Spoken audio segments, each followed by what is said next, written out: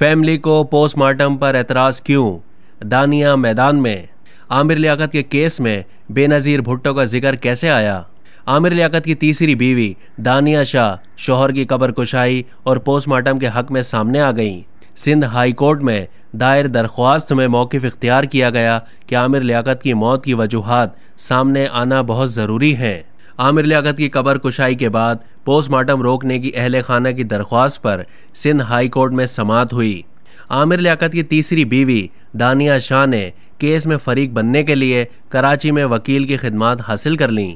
दानिया शाह के वकील काजी हमीद एडवोकेट ने सिंध हाई कोर्ट में दरख्वास्त दायर कर दी, जिसमें उन्होंने आमिर लियाकत के पोस्टमार्टम का मुतालबा किया। काजी हमीद एडवोकेट ने कहा कि दानिया शाह आमिर लियाकत की बेवा है, उनके शौहर की मौत की वजूहात सामने आना बहुत ज़रूरी है। जस्टिस मोहम्मद इकबाल कलहोड़ो ने दानिया शाह के वकील से इस्तफसार किया कि पोस्टमार्टम कौन नहीं करने दे रहा, फैमिली क्यों एतराज़ कर रही है। ये फैमिली के जज्बात का मामला नहीं बल्कि एक कानूनी ज़रूरत है। आमिर लियाकत के अहले खाना के वकील ज़िया अवान एडवोकेट ने अदालत को बताया कि एक जुडिशल मजिस्ट्रेट ने पुलिस रिपोर्ट पर आमिर लियाकत की तदफीन की इजाज़त दी।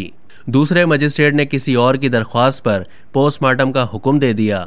वकील ज़िया अवान एडवोकेट ने बताया कि आमिर लियाकत के पोस्टमार्टम के ख़िलाफ़ बेटे और बेटी ने दरख्वास्त दायर की थी। बेनज़ीर भुट्टो का पोस्टमार्टम भी नहीं किया गया था। जस्टिस मोहम्मद इकबाल कलहोड़ो ने इस पर रिमार्क्स दिए कि बेनज़ीर भुट्टो का पोस्टमार्टम ना होने पर सबको अफसोस है। जस्टिस कौसर सुल्ताना ने रिमार्क्स में कहा कि बेनज़ीर भुट्टो का पोस्टमार्टम नहीं हुआ मगर पूरे मुल्क का पोस्टमार्टम हो गया। बेनज़ीर भुट्टो का पोस्टमार्टम ना होने पर सबको अफसोस है, इस पर किताबें लिखी गई हैं।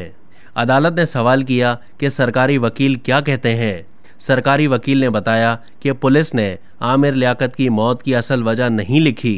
अदालत ने अहले खाना के वकील से कहा कि हमें मुतमईन करें कि आमिर लियाकत का पोस्टमार्टम क्यों नहीं होना चाहिए। अदालत ने फ़रीकीन को तैयारी के साथ पेश होने की हिदायत कर दी। अब तक के लिए इतना ही। मज़ीद मालूमात के लिए डेली जंग के यूट्यूब चैनल को सब्सक्राइब कीजिए।